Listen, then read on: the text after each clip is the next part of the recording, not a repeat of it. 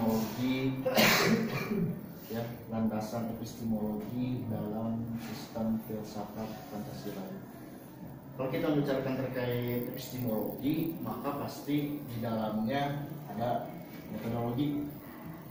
Nah, mungkin kita akan mengkaji gitu, implikasi apa saja yang ada dalam sistem filsafat sebagai Pancasila ini. Karena di sini tadi telah disinggung bahwa Pancasila ini digali dari pengalaman empiris bangsa Indonesia, kemudian disintesiskan menjadi sebuah pandangan yang komprehensif tentang kehidupan masyarakat berbangsa dan bernegara.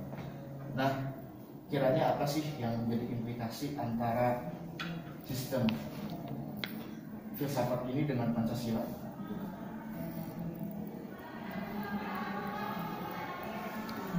Monggo teman-teman, sebagai bahan pemantik dari rangkuman, barangkali ada poin dari teman-teman terkait apa yang dituangkan oleh teman-teman.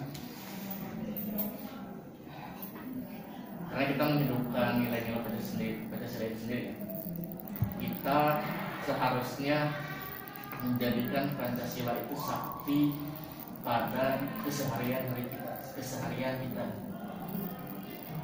Jadi kita tidak hanya memperingati Pancasila itu sebagai suatu hal yang sakti pada hari tertentu saja.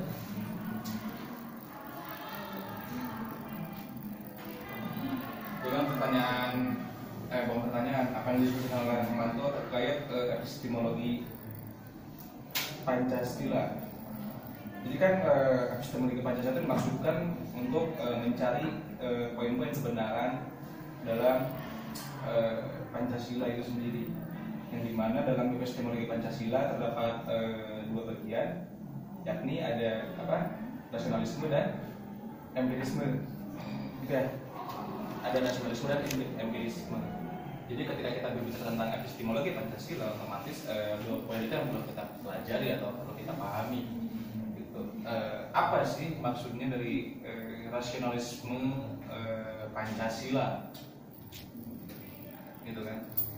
Seperti apa halnya yang sudah saya jelaskan tadi mengenai rasionalisme Pancasila. Apakah Pancasila itu bisa dirasionalkan atau tidak? Kalau Pancasila bisa dirasionalkan, otomatis semua orang bisa menerima. Bukan hanya umat Muslim saja, umat Islam saja, gitu. Namun seluruh bangsa Indonesia itu bisa menerima apa yang ada dalam Pancasila. Itulah Pancasila yang bisa dirasionalkan, karena dapat diterima oleh semua akal, gitu. Semua akal dan kalangan, gitu kan.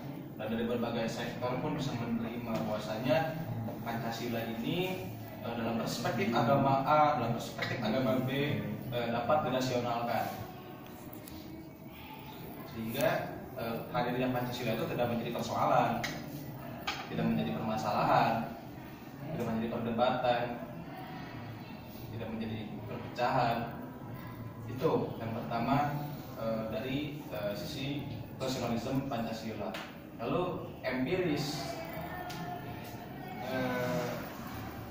sesuai apa yang sudah tadi saya coba jelaskan, kan bangsa Indonesia menggagas Pancasila, melahirkan produk Pancasila itu bukanlah hal yang mudah, bukanlah suatu hal yang dipikirkan tanpa ada bahan pertimbangan, karena secara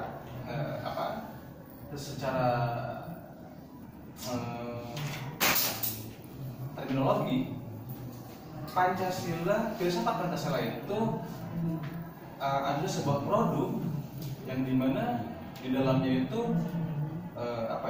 terdapat suatu pemikiran-pemikiran yang memang untuk membuat produk Pancasila itu kita harus menjernihkan pemikiran kita, gitu kan. Pada saat itu mungkin para perumus Pancasila menjernihkan isi pemikirannya, menjernihkan isi hatinya, sehingga lahirlah produk-produk Pancasila yang memang tidak mengalami kecacatan di dalamnya. Itu. Lalu secara empiris kan segala suatu hal itu harus sesuai pengalaman gitu kan.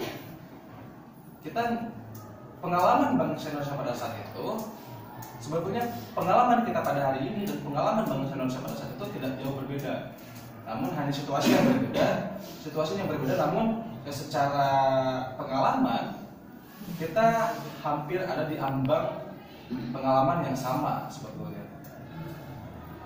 Yang dimana mungkin pada saat itu Indonesia dijajah secara fisik, Indonesia dijajah oleh senjata, namun pada hari ini ekonomi kita yang dijajah, dibuat merangkak, gitu kan. Pemikiran kita yang dikebiri, gitu. Pemikiran kita yang dijajah, gitu. Sehingga pemikiran kita tuh tidak bisa tumpah ruah, gitu. Pemikiran kita tuh dibatasi karena itu dijajah, gitu. Udah pemikiran kamu saya atur, gitu. Apapun yang kamu lakukan saya atur, gitu loh. Sehingga kita pengalamannya sama, cuman situasinya yang berbeda, gitu kan. Nah, kenapa mungkin mind blowingnya para perumus Pancasila itu bisa memikirkan hal yang memang pada saat itu mungkin sulit untuk memikirkannya, sulit untuk membaca situasi zaman ke depannya akan seperti apa. Namun pada hakikatnya sejarah itu adalah suatu yang berputar-putar, atau kalau dalam bahasa ilmu pemerintahannya itu siklus Polybius. Itu dalam sistem pemerintahan, gitu kan. Jadi kita akan terus berputar-putar. Jadi sesuatu hal yang pernah terjadi pada saat ini,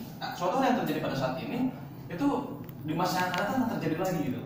Jadi ada beberapa proses yang dilewati sehingga kita akan berputar-putar. Kita akan mengalami proses mungkin dengan sosok yang berbeda, namun dengan pengalaman yang sama, gitu kan.